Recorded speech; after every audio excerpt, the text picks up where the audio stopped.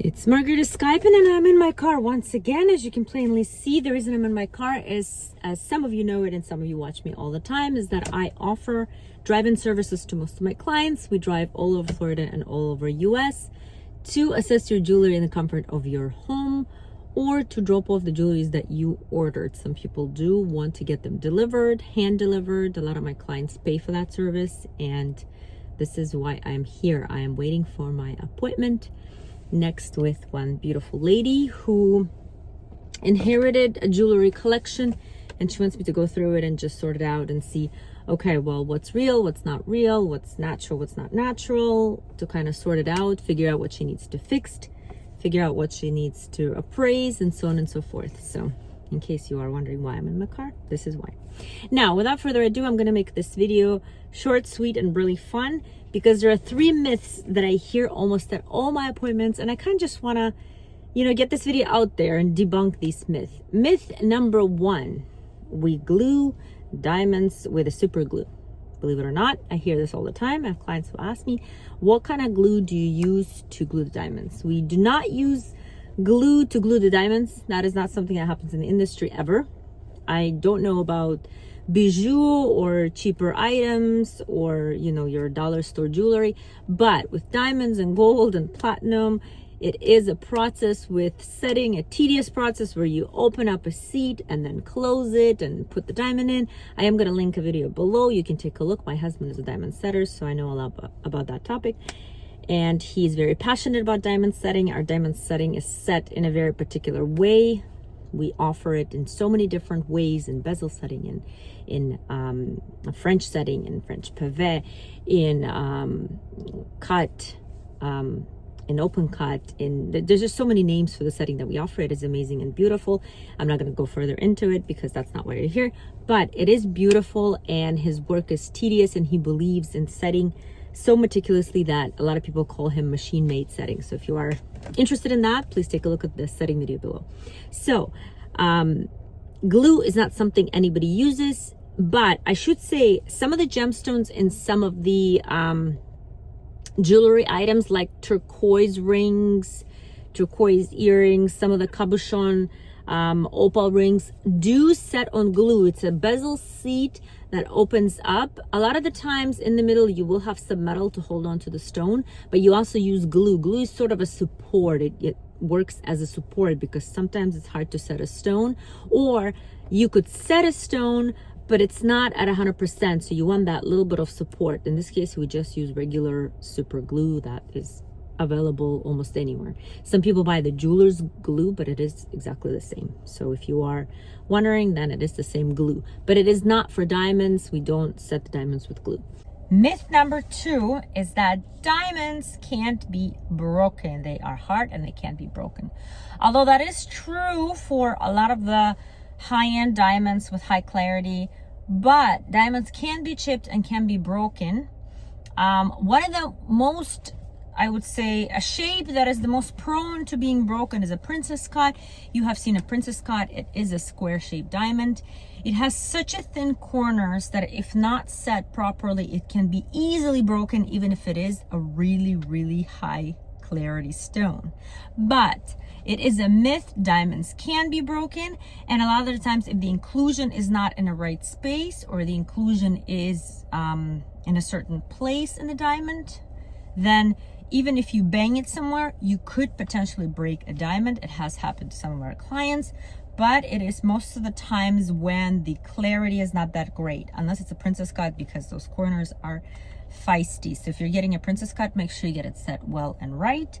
Other than that, diamonds can be broken. So I am debunking that myth.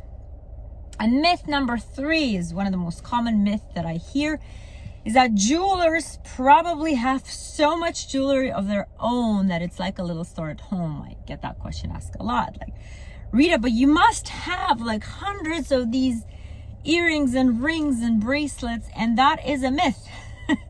I don't know if you heard of that, but it's actually hilarious, because a lot of people in the industries that do something or sell something, they actually don't have it themselves. And it's happened to a lot of my friends who are in different industries, or like my hair girl who is, you know, you'd think that a hairdresser, she's just so amazing and so talented, and you'd think that her hair is like a hairdo every day, and she's so busy and she's so creative, and she's just loving creating these different hairstyles for different clients that she forgets about her own hair. She has to constantly think about, oh my God, I do have to get my hair done.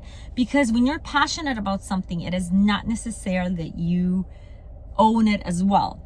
And I'm going to debunk this because I do not own hundreds of jewelry items. First of all, because there is no need. If I really wanted to wear something, I could get it from any of my collections, wear it technically, and go out and then put it back, polish it and put it back. It is jewelry, so I could always wear something, repolish it and put it back into my own collections. Number two, I think the reason is because when you're in it so much, like we see so many diamonds and so much jewelry, and it doesn't become something of an effect like you would have, and you're like owing this piece, you're like, oh, this is so beautiful.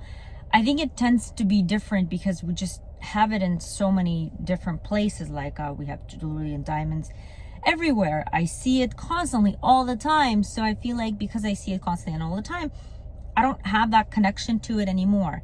And believe it or not, I do have bijou. I do own jewelry that is not gold and diamonds because some of them have sentimental meaning. Some of them are made by my daughters. Some of them have been gifted to me by people that maybe necessarily at the time couldn't afford anything, like diamonds or gold, but they gave it to me, and the fact that it was brought with their heart and gifted to me was more important to me than the fact that it's made with gold, diamonds, and so on and so forth. I have some jewelry items from when I was super young, and my brother gave me these earrings that I absolutely adore, that he bought when he was, I think, in his teens, and he had to save up for it, and it was a big deal for me. So I wear them till today because I couldn't care less if they're made with diamonds. They mean to me a lot more than anything else with diamonds or gold or any other stone. So that is a myth. Yes, there are some jewelers, I'm sure, that own a lot of items, but in my industry, the people that I talk to all the time, they own it, but they're not attached to it. And I'm going to explain why.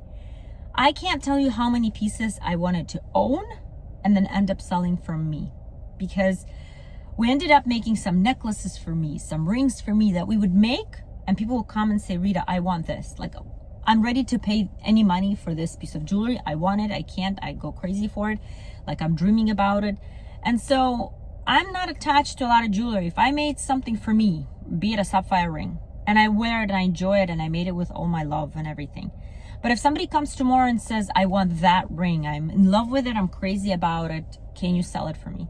I have no problem doing that because most of my items I'm not attached to. I'm just that type of person. I'm not attached to jewelry in general. I like to wear certain things, or certain things I'm super attached to because they kind of check off all things for me. Like these earrings, I'm sure you've seen in a lot of my videos. I love these hoop earrings. They are with me most of the times, even when I travel, because they're just so comfortable. I don't have to worry about them. They're always on my ear. The hinge on these earrings just make them so easy to put on and off. I mean, I have diamonds and pairs of diamonds, but the whole idea of screw backs and all the other fun stuff is just not me. I'm on the go all the time, so I put these on, I click, and I run around. I also love something dangling because I'm generally in love with longer earrings.